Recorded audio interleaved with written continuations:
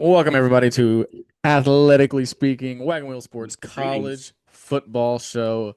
It's been a long time. We are It's been been a bit. on a hiatus, and that's okay. Life got busy. Yeah, We're back now, we back. and we have an excellent episode for you all. This is probably one of my more exciting episodes that I've had for a long time. Mhm. Parker Thune from On Three Sports Recruiting, covering the Sooners, is going to be here. He's going to be chatting us Dude, up. just dude knows ball. He knows He ball. knows ball. I mean, it's his job, but he knows ball. Like So super this is excited. very exciting. He put out a Twitter post a while back. I hit him up because he said he would be willing to do anything small or large, and he took us up on the offer. So hopefully it's gonna be great. It's gonna be It great. will be. And Thank you. We do appreciate you. If he does somehow listen to if this, he does I don't listen know to if he will or this, not, but hopefully he does. And we appreciate you, man, coming out. You're the best. yes. Super So chill, dude. he's awesome. He was great to talk to. He seemed like a very interesting man. Yeah. So yeah, that's all that coming up in the episode, and then we're just gonna do this thing. So first and foremost, some college football news to speak of, and there's been a lot, and I tried to find the points of interest that I could find for the upcoming year, and that is the Puerto Rico Bowl has been added, and what I can only assume is going to be in Puerto Rico, and that seems like a wonderful trip for two It teams. does. That is freaking awesome. Like any way to make the bowl season more fun, let's go to Yeah. Puerto Rico Oh, because why not? people are gonna be like, like, oh, bowl games are stupid, yada yada. No, people love bowl games. All right, give this. I'm so glad. I'm really Bowl hyped. games are a lot of fun, and this I think putting them in fun areas like Puerto Rico, where Yeah, there's going to be a beach and they can do whatever, it's going to make the absolutely. bowl season even better. And people are probably gonna be like, you know what? I'll play in that bowl game because who doesn't want to go to Puerto Rico? And Exactly, it's a fun trip. this is that or in the Pop Tart Bowl. The Pop Tart Bowl, yes, They'll always that should be a playoff game, but whatever. it should be one day. One day we'll get it Mm, there. yeah. Next up within regards to that, the Poinsettia Bowl is back. In California, they're reviving it after several years of not being in the bowl lineup. I know a couple bowls dropped out, so it seemed like the perfect opportunity. The Poinsettia Bowl will be back for 2026, so that's pretty cool. Heck yeah. Some two really big shakeups to the conference lineup. North Dakota State, the mighty giant from the FCS, will be joining the Mountain West Conference to play football in 2026. Ryan, what do you think? Dude, I love it. I'm so excited to get some new schools in here. At the FBS level. Mountain West losing some people to the Pac-12 this year, and but they're adding some other great programs. So I'm just all around excited, man. It's gonna be very cool. The MAC also added a team because they lost Northern Illinois to the Mountain West after all the departures went to the Pac-12. Yeah, Sacramento State from California, very odd addition, I won't lie, it is a but little bit. they are Hey, coming into the MAC, moving up with North Dakota regionality. What State. has never heard of her? It doesn't matter in Exactly, it today's doesn't matter that Sacramento State's going atmosphere. to be going all the way across the country to play Listen, underwater basket weaving with a Listen, if team. a West Coast school can be in the Atlantic Coastal whatever, if they can be in Yeah, the, then this the can work too. ACC. There, yeah. Then I mean, yeah, it's fine. I mean, I feel like that's weird just from a standpoint of Sacramento State moving up to that. It's going to cost a lot of money, and then trying to bring their baseball and softball and tennis and I did forget that they're going to be in the MAC, and then South Dakota, no, North Dakota, they're going to be in the Mountain West. yes, Okay, so yeah, yes, but yeah, that'd be a good program. But I'm excited to see Sac State as well. And never mind. Sac State, Yeah, yes, well, no, it's just the people they're going to play. Anyways, yes. we know Everybody that. knows it's okay. Do. And then finally, in the college football news slate side of things, the changes to the 2026 college football playoff. And let me pull those up because I have them in my Twitter. I just don't have them in front of me right now.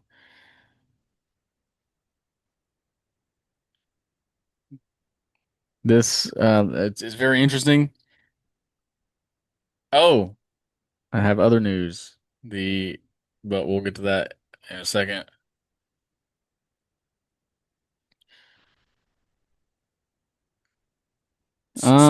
So the 2026 playoff. Updates. They, in the last meeting they had in the spring, they had deeper discussions about a 2024 team football field, which the SEC and Greg Sankey seems very undeterred about not doing, and reasonably so. Nobody wants a 24 team college football field. Hmm. Like if we're arguing for 8-4 Iowa and other four-loss teams to get into the playoff, you probably don't deserve to be in the playoff. Completely lost the And to the plot. point of that, the Big Ten's pushing a playoff that does not include every group of five champion. If you're going to have a 24 team playoff, you have to have every single champion from every single conference in there.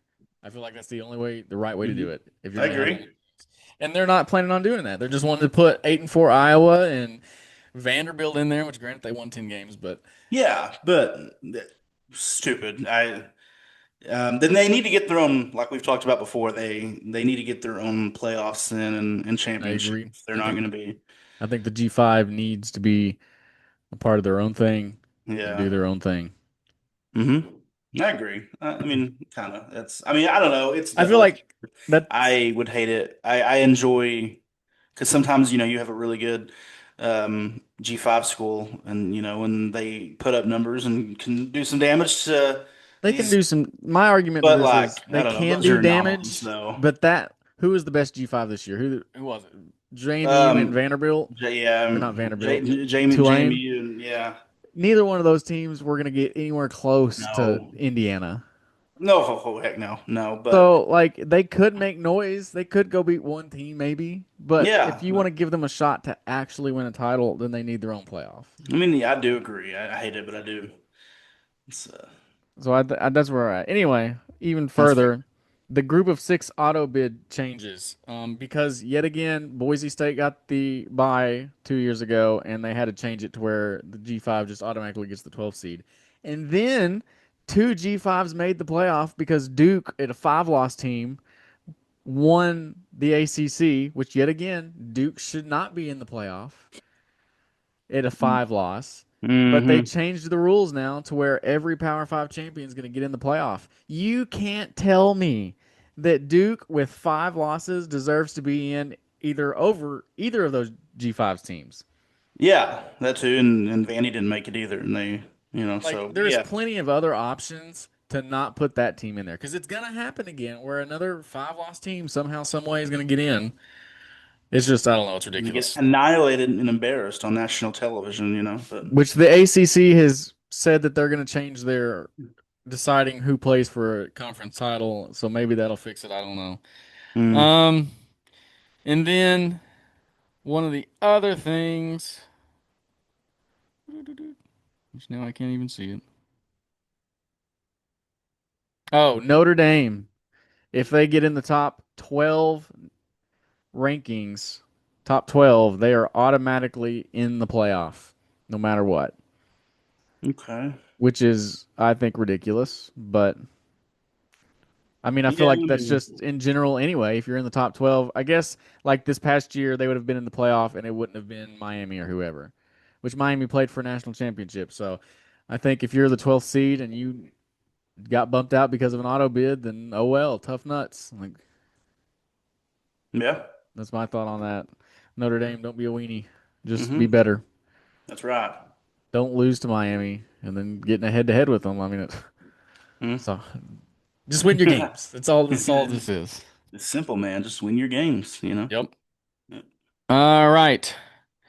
Next little piece of thing, the Trump Committee on College Sports met. Forgot about that, and it's a little bit Yes. ago. I And they, am. You can say a lot of things about Donnie, but that is nothing but helpful, and you'll love to see it if you're a fan of college football. yes. That's got to My, pass other, government things, but I yes. don't. Hopefully that. Which he signed an executive order.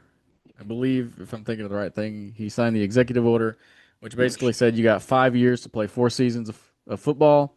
You can transfer once for free, and any other time you transfer, you got to sit out a year.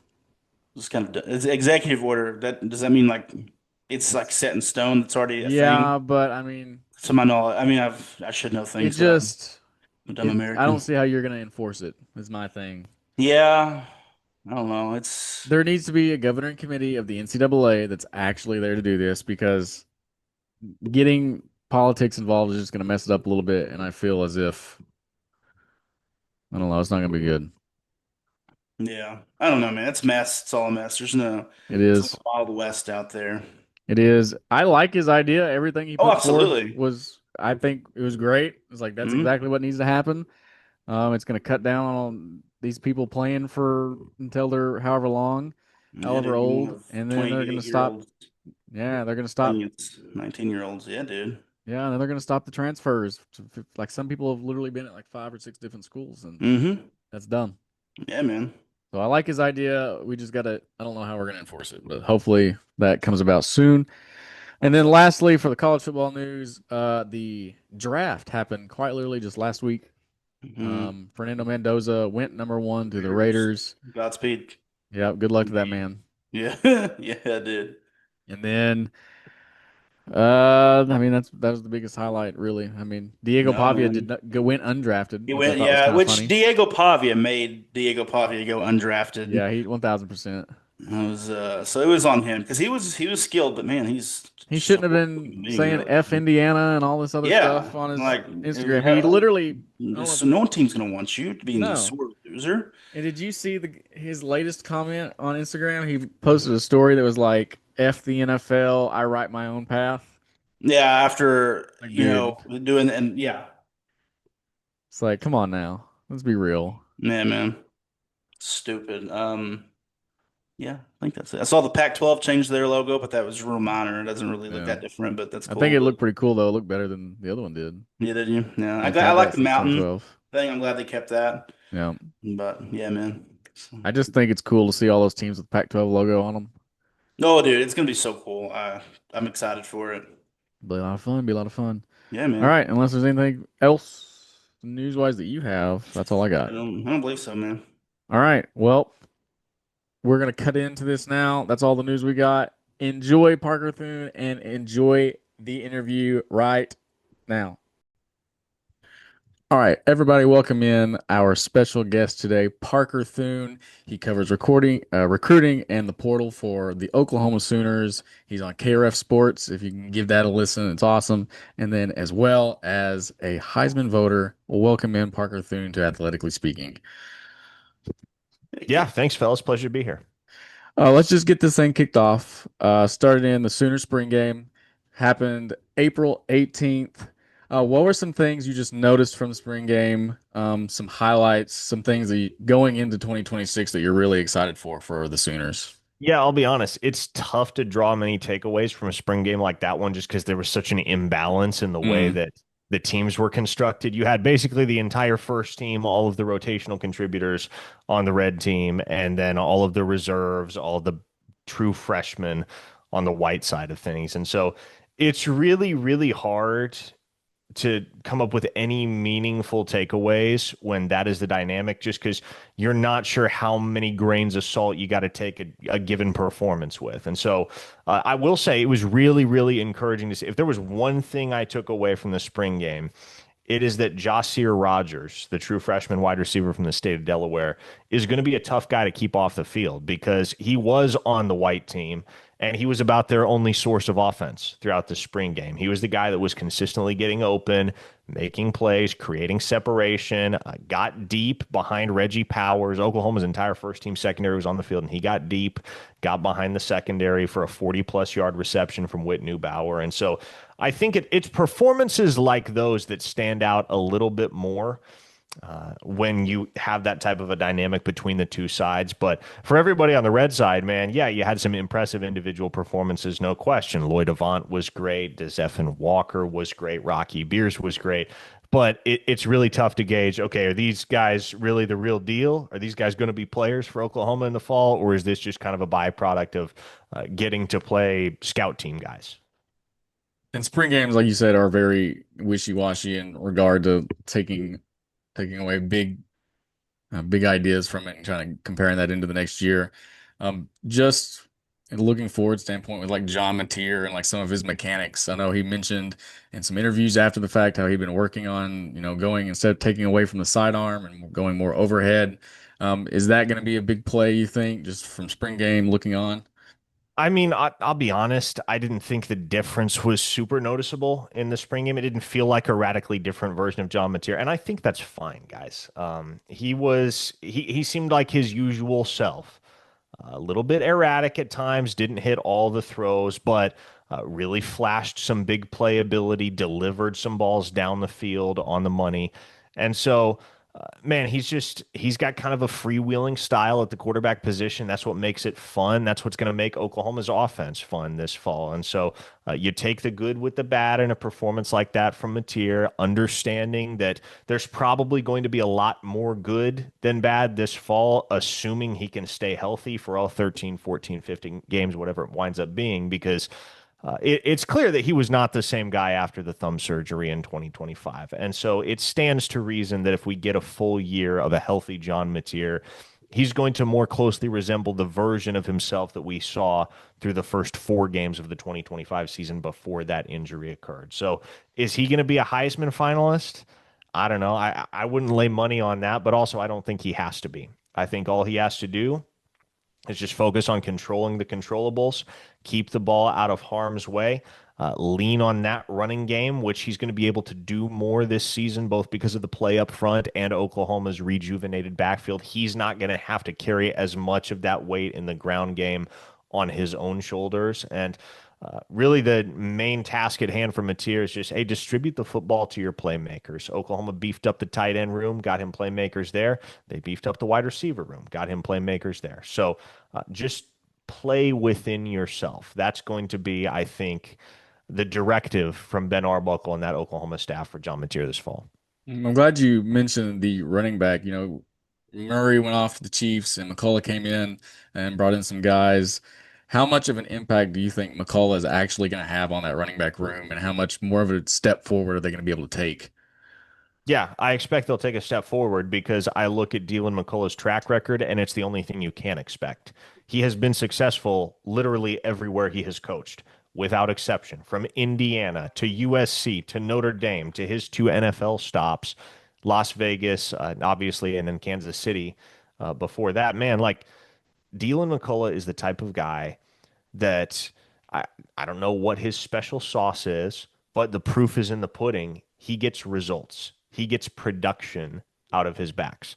And so whether it's Tory Blaylock that's at the head of the table leading the committee, or whether it's Xavier Robinson, or whether it's a guy like Jonathan Hatton, for instance, whatever the case may be, uh, I think Dylan McCullough is going to get more out of this backfield than DeMarco Murray did. It's obviously a little bit different in terms of its construction. It's not the exact same group of guys that Murray had, but I mean, Dylan McCullough felt like the hire when we were navigating the process of, or I should say, just kind of covering the search process for when Oklahoma was examining their options for their next running backs coach. Dylan McCullough felt like the hire that was a home run on paper, but probably a little bit too good to be true, like the guy that felt maybe a little out of reach for Oklahoma, but fortunately, had that relationship with Brent Venables and the staff, and his 2 boys, Desan and Day, played here at one point, and so he was willing to jump on board. And it's literally the best case scenario imaginable for Oklahoma because, again, you can't poke holes in this guy's resume. He's been excellent, and the results speak for themselves at every single one of his stops to this point. The next piece of that puzzle there is the offensive line. Uh, had some moments this past season. It started to kind of look better at the end of the year. Is that offensive line and Beatonbow going to be able to be what it needs to be able to get an effective running game to help take that weight off Mateer? As long as they stay healthy. Because I'll be frank, Oklahoma's second team offensive line is not that great right now. A lot of inexperience, a lot of work to be done, a lot of guys that have talent and long-term potential but need a ton of polish. When you look at Oklahoma's projected starting five, though, Michael Fasusi at left tackle, Eddie Pierre-Louis at left guard, Jake Michaela at center, Ryan Foje at right guard, and then Imarian Harris, the Arkansas transfer right tackle, with Heath Ozida, kind of your sixth man off the bench, if you will.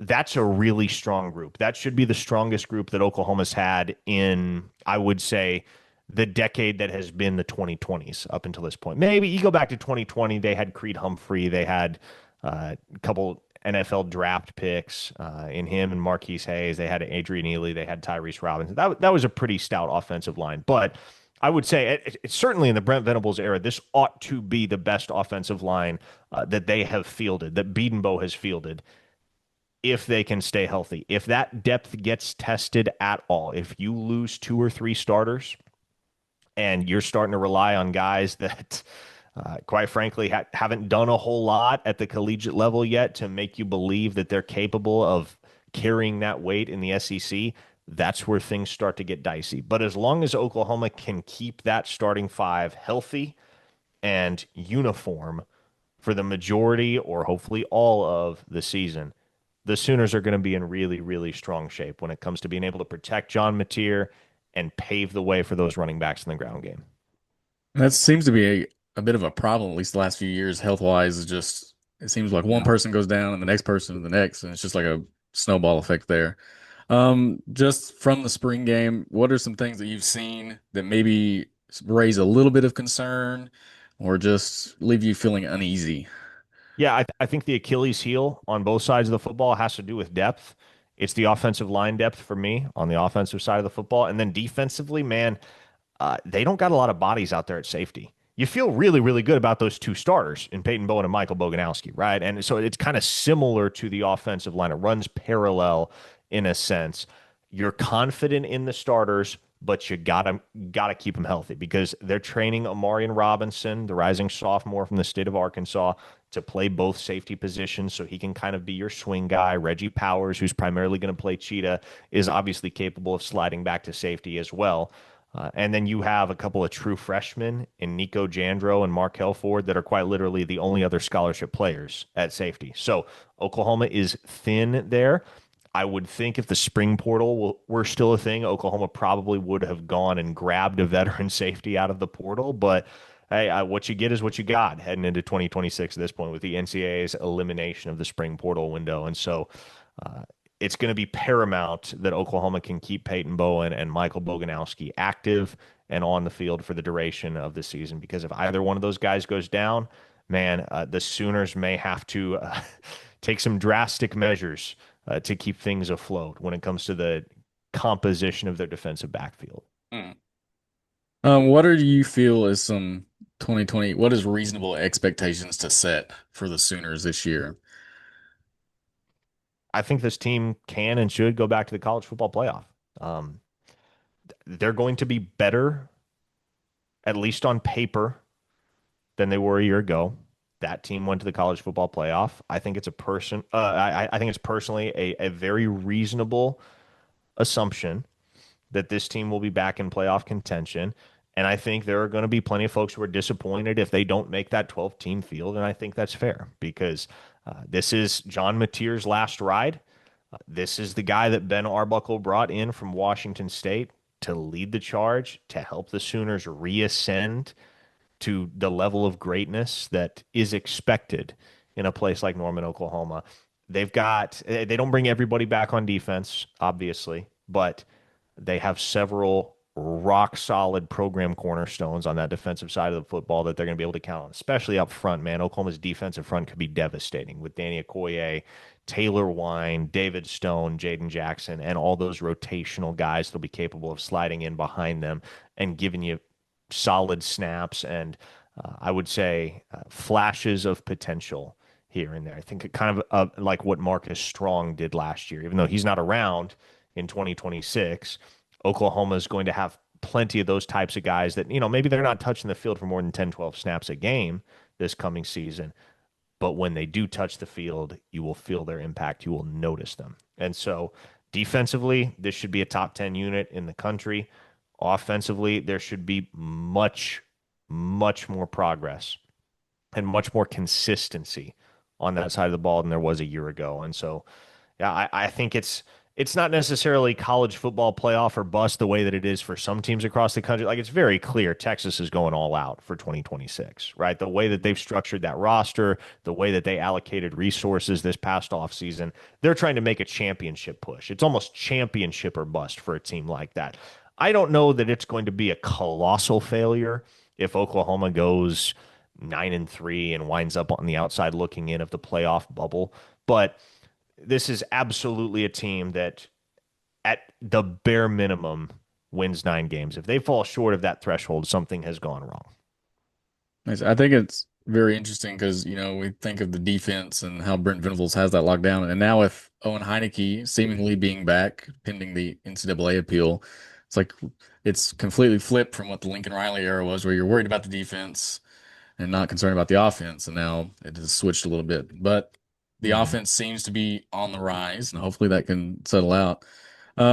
With Sooners recruiting, just give us a little bit of information because I feel like the general population doesn't quite understand all that goes into the recruiting aspect and like what you do in your job. So can you give us some insight on how that all works?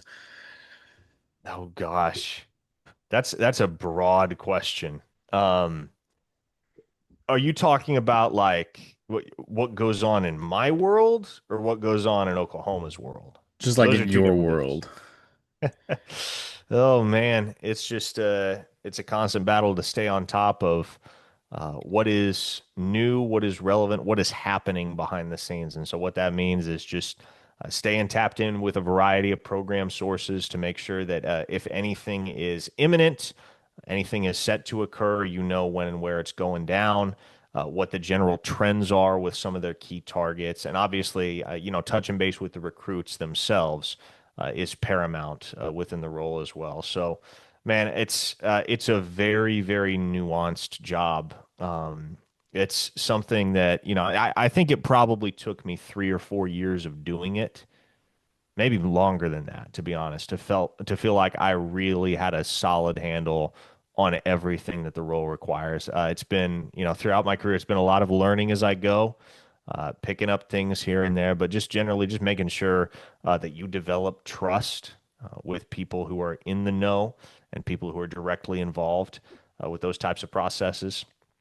And yeah, just doing your best to make sure that you're on top of everything that is happening, either as it happens or before it happens. How much of that are you actually in contact with players and recruits compared to just sources within the university? Eh, yeah, I would say it depends, because every recruitment is different, because every recruit is different, right? And so Hmm.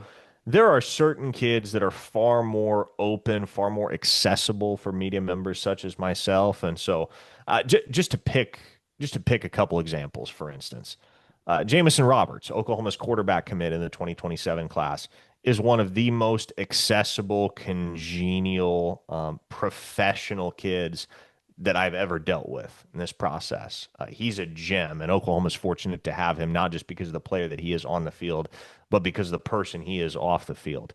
But I can recall plenty of past recruitments. Eddie Pierre Louis was kind of this way, just to pick one example. There are many, but at a certain point, it becomes really, really hard to get that kid to pick up the phone. And even when he does pick up the phone, he's not betraying a whole heck of a lot as to his feelings about his recruitment, about any particular school, about the timeline for his decision. And so, really, just it's whoever you have to talk to, whoever you have to develop that trust and that connection with to be able to get insight on a specific recruitment. So there are certain recruitments where I lean more heavily on what I'm hearing out of the OU camp, for instance, and there are recruitments where I lean more heavily on what I'm hearing out of the kid's camp or his own mouth. And so it's just kind of a case by case thing. There's no blanket policy as far as dealing with these kids and their respective recruitments to Oklahoma. Cool. In regards to that 27 class, which I haven't seen here lately, but I know at one point the Sooners had that top class. Is there any update with that in regards of some of their people they're trying to get? Yeah, well, they lost to commit today. Hmm. They lost three-star running back pledge Jackson Stokes to Cal, which, he's a California kid, so makes sense. He gets to stay local. He was a guy that committed to DeMarco Murray, not Dylan McCullough. So there was a shakeup there. And Oklahoma still has their top guy committed at running back in Keldred Ben. And indications are he's not going anywhere. So they're pretty set there, at least with him. So they have some stability at that position in the 27 cycle. Sitting at, well, I guess with the loss of Stokes, 19 commits right now. Should be 20 tomorrow as we're getting a decision from three-star defensive tackle Sione Falila out of the state of California. He should be sliding to OU unless something goes catastrophically wrong at the 11th hour in that recruitment. So, yeah, the Sooners, they're going to take a big class in the 27 cycle. So it's going to be a good class in terms of both quality and quantity. Now, the key targets moving forward, the top of the board targets include a guy like Bodie Sparrow at safety out of the state of Utah, tremendous two-way player, number 55 overall player in the country, according to Rivals, number one prospect in that state. Oklahoma looks pretty good there. They're going to continue to swing away in the recruitment of Gus Corsair, four-star interior offensive lineman out of Hays, Kansas. He's the number one prospect in the Sunflower State. Been in Oklahoma lean for a while. There are other schools that are kind of elbowing and jostling for a seat at the table come OV season. So we'll see where that lands. And there are several others. Want to talk about some of the local prospects. You got Gabe Osborne up there at Mustang, four-star defensive back. Case Alexander at Washington High, about 20 minutes down the road, four-star linebacker. And so a lot of Oklahoma's work is done, again, with 19 going on 20 commits already locked in to this 27 class. But there's still much work to be done as we get ready to turn the page to official visit season, which is actually going to start in May this year. Oklahoma's hosting their first crop of official visitors May 29th through the 31st. So that traditionally in the past, and I would say at most years, official visit season occurs in June. It kind of has seeped into May this year, the tail end of the month of May. And so I guess we're sitting about, 4 or 5 weeks out from Oklahoma starting to get official visitors on campus. So at that point, there should be a lot more clarity as to how Oklahoma is going to add some of the final pieces to this class and who some of those final pieces might be. Sweet. Well, let's pivot real quick from the Sooners to the other team in Oklahoma, the State Cowboys, which, we know you cover the Sooners, so having some different insight for the Cowboys. How do you feel with coaching change, finally parting ways with Gundy? How do you feel that the Cowboys are going to come in and all of this turnover that they had? How do you feel that they're going to approach this season? Yeah, well, I mean, obviously Eric Morris brought a couple of high impact transfers. Well, a whole bunch of high impact transfers with him from North Texas. Drew Mestemaker at quarterback, Caleb Hawkins at running back, Wyatt Young at wide receiver.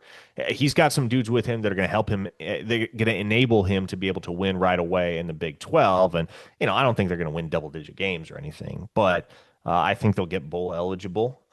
I think they have the requisite pieces to at least be competitive in this conference right off the bat. And I will say, I mentioned this the other day, doing a radio hit with a station in Atlanta, of all places. But I am really impressed with the way that this Oklahoma State staff has attacked local recruiting, in-state recruiting specifically, because man, Mike Gundy and his staff, they did not invest a whole lot, figuratively and literally, on the recruiting trail. They quite famously had the lowest recruiting budget in the Power Four. There were teams spending 8 to 10 times what they were spending on an annual basis as far as the recruiting budget. And so, man, their philosophy was, we'll get who we get and we'll develop them. And to an extent, it worked. But I always have wondered, what could a school like Oklahoma State do? What kind of noise could they make if you were able to combine that developmental component with some real zeal, some real fervor on the recruiting trail? And that's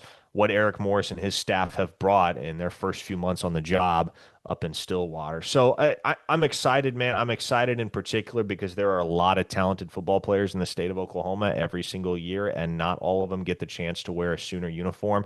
And there's no excuse why guys that fit that bill, guys that are P4 good, but maybe not quite Oklahoma good, or just not a fit at Oklahoma for whatever reason, even though they are OU good, there's no excuse why guys like that shouldn't look first at Oklahoma State, or shouldn't at least be on official visits in the summer, giving Oklahoma State a hard look. In years past, there's been a lot of those prospects that Oklahoma State just hasn't been responsible about chasing, about pursuing.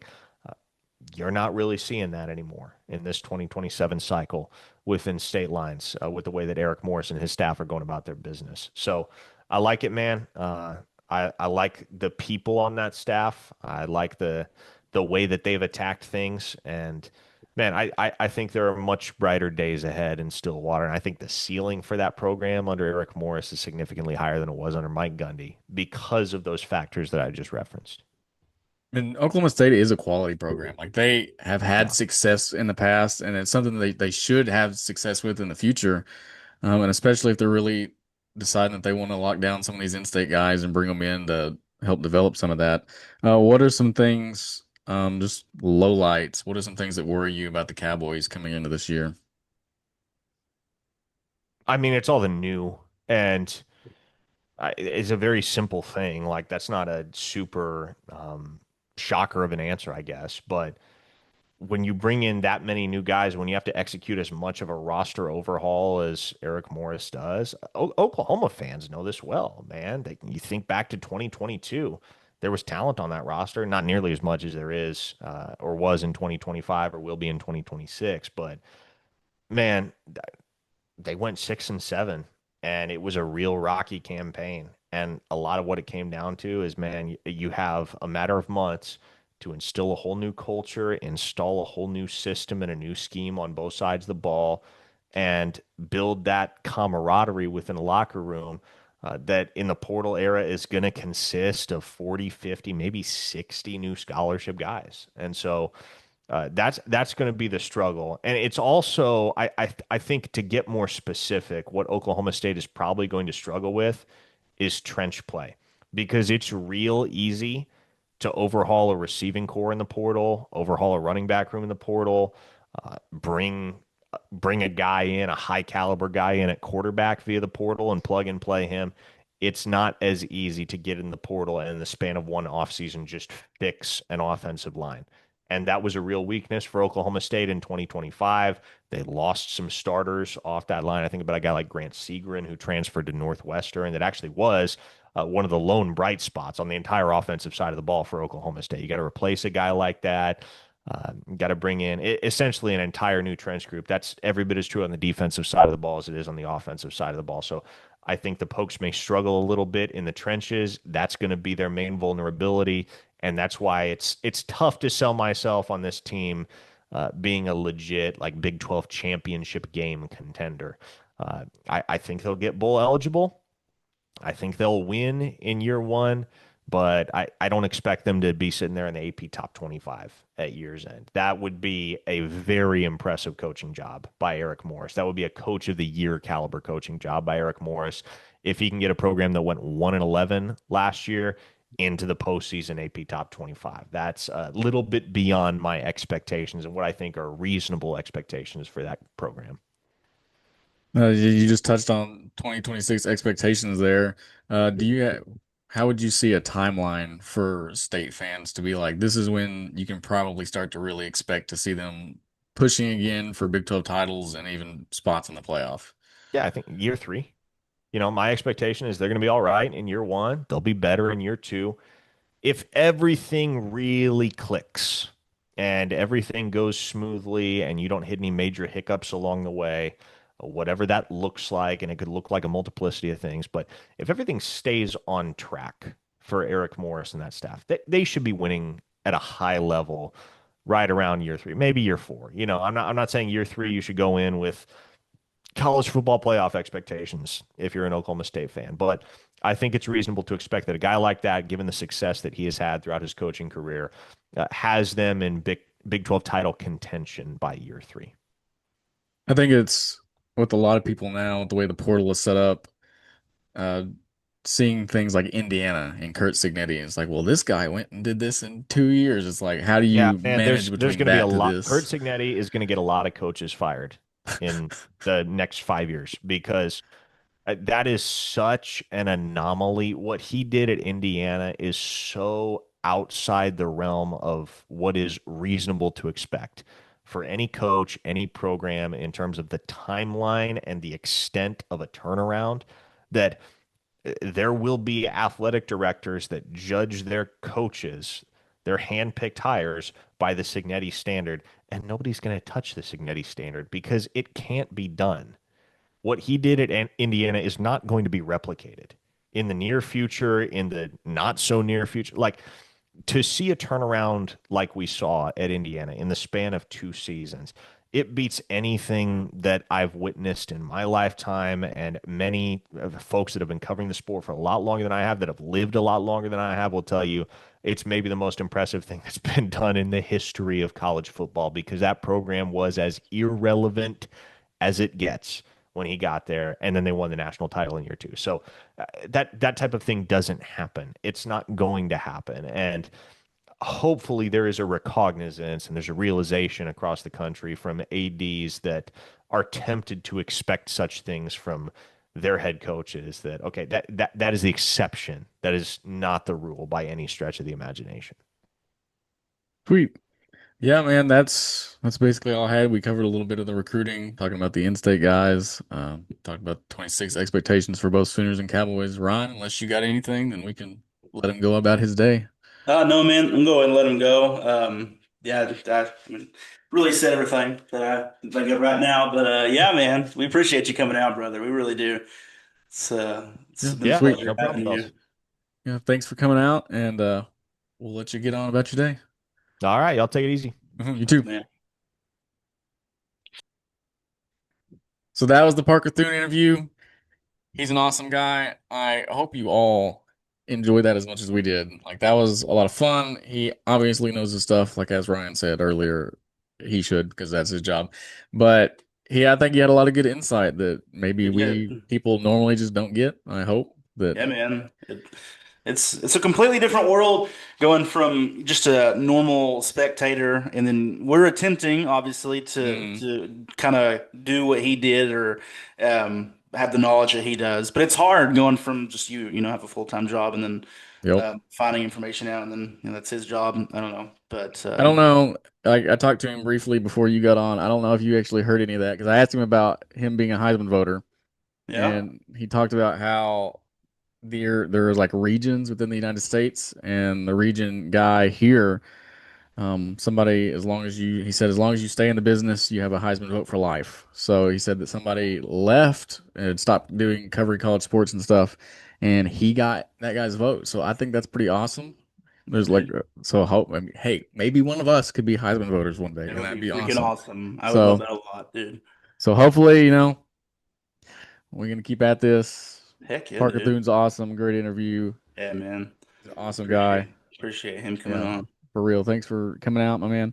And then, yeah, we covered Cowboys, we covered Sooners, but I think you had some stuff you wanted Yeah, to the it was Cowboys not a pregame. lot. It was he really covered everything, even Oklahoma State, which is definitely not, his normal. But yeah, just with the spring game, I was pleased for the most part. I thought it went pretty well. Mestamaker started out with just a bomb, and he unfortunately that his first throw in Boone Pickens Stadium was an interception. And it's kind of difficult when you watch a spring game because it's like that sucks a lot. But then your defense played really well, and Cameron Epps came up with that pick. So I don't know, but they wanted it off the rip. They said just to throw it out there and kind of show his arm. So he wouldn't really, you know what I mean. So Yeah, it's super cool though. But yeah, dude, Messmaker he went 12 for 20 with 260 yards and 3 touchdowns with the one pick. He didn't play that up much. It wasn't a real game, and him and the backup Grant and Jordan, they were swapping a lot, getting equal amount of time playing. But I was really impressed with it. And receiver Chris Barnes, he had 4 catches, but for 141 yards, including the 98-yard touchdown. That was super awesome. The run game, which was slow, but Morris talked about that, and Hawkins, it was whatever. But it was just a spring game. It was just a scrimmage. Like, yep, so like who really cares? And defensively, I thought we looked pretty good. And Cameron Epps had the pick, and Johnson had multiple sacks and TFLs. But it was pretty great. Just a nice little just to see because we have like 80 something new people, like 81 people that newly to the program. So it's kind of hard to judge. But and, I that's don't something know. he even talked about how the newness could be something that might not mesh well. Getting guys in there. Yeah. Are their personalities? Are they able to click with each other? That type of stuff.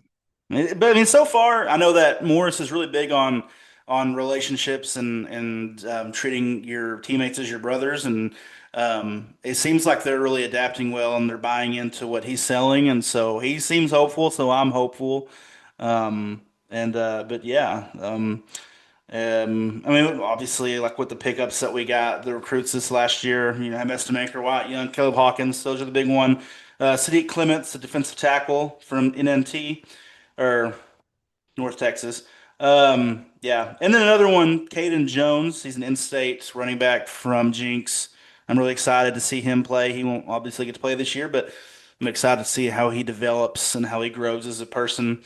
Um, but yeah, I mean, it was really just that. I was really excited. It makes me looking forward to the fall. So I think that it'll be comes good for sooner. them. I think they're definitely gonna be better than We'll be 1-1. better. Like he's So like Thune said, we'll be bowl eligible. Like we have to. There's no way we're not. And they brought back the shirt waving in row 231, I saw that. and which that was really funny in person how that just continued to grow. And they even had a banner like 231 on there. They were holding up like a flag.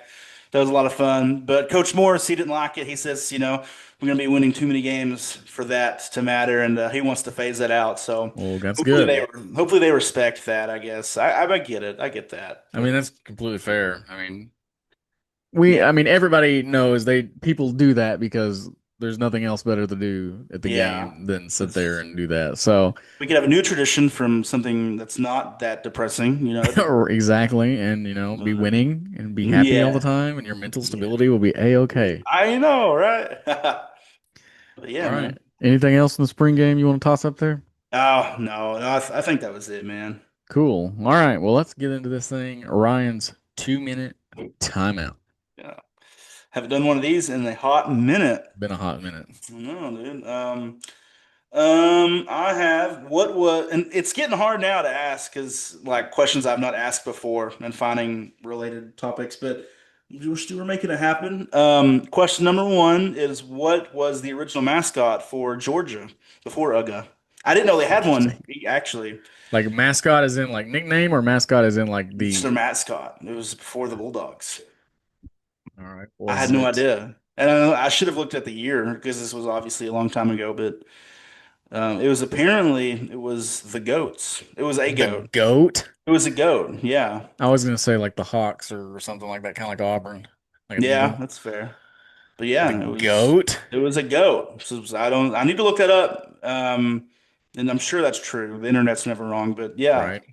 Yeah, so Interesting. a goat, And the man. bulldog Yeah. was a much better choice. I'll It say that was. much. Even though that's basic as well, but it's better than the goats. Yeah. So, yeah. Question number two is what school has the most consecutive appearances in bowl games? Isn't that like Ohio State? This said Florida State Florida State. I thought with they lost that like however long ago, with right? with 36 from 1982 to 2017. Dang. So, yeah. Um, and then number three is what school was the first school to give a black athlete a full scholarship? And I mean, bonus points if you can get the year too, but Full uh, scholarship. yeah. I'm gonna say it was the year of like 1966. Okay, okay, that's not a bad guess. Thankfully it was earlier in that, but it was Good. Pitt in 1956, Oh, which not much earlier than was that. no, not at all. Which was fullback Bobby Greer, Interesting. At which I know Pittsburgh. that name for that's Huh. really like yeah, man. So yeah, Well, dude, that's that's my cool. 2 minute timeout. Sweet. Well, that was fun. It was fun. It was a lot of this is a really great episode, I thought. Really, it's I nice to agree. be back, and We're hopefully gonna be popping these back out bi-weekly again. So our next episode for all you fans out there that were missing us is gonna yeah, be May 10th will be yeah, dude. our next get at it. Also, just So really, I'm gonna be taking a solo trip in June, and I'm gonna be stopping along. If you follow like our TikTok and stuff, you see, yep. some stuff, some schools we've been to. Unfortunately, all the schools we visited, they're not all on there because that's a more recent thing we've started Mm. doing or you started filming. But I'm gonna be passing through Laramie at the University of Wyoming, so I'll get to see that. Yes. And I may extend my trip and go further out west and maybe see Boise State. I don't know. And maybe other schools. I don't know. I'll for sure get Wyoming. But yeah, I'm really excited about that and No, see that'd be a lot some of fun. campuses. Yeah. We need to take the G-Fed approach and just try to hit up as many stadiums as we can, especially like Oklahoma, Mhm. Texas, Yeah. like the Yeah. surrounding areas. Because Mhm. Texas isn't too far a drive, at least for No. me. No, we could like a day trip or something, do that and Yeah. like TCU and other, schools. And there's a lot TCU, I of have been to communities. TCU You and it's been a have, hot yeah. second, but I haven't been there and actually made a video Well, about not it. So if I can filmed or get in, anything. So yeah, I dude. need to get down there and film it. I need to get to UNT, North Texas, Yeah. get to Yeah. that. Um, Yeah, dude. some others in there. I want to Man, roll down to Sam Houston. yeah. I wished shit, we didn't even like I wish we would have done Tulane. That was the coolest experience ever. Getting let in at like I sundown know. and I it was got all those pictures, so I might put them into a little video and yeah, put that'd them be in the. cool. That's yeah, man.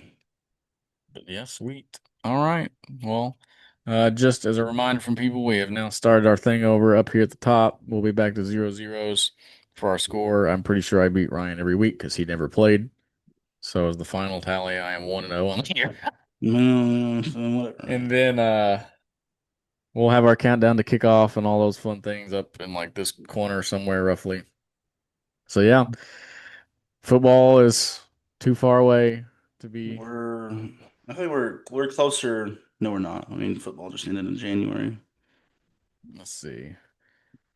I mean, we're closer now. We're halfway point We to the are season college starting football starts or so. So that first I week of mean, September, September 5th. August. I mean, week zero.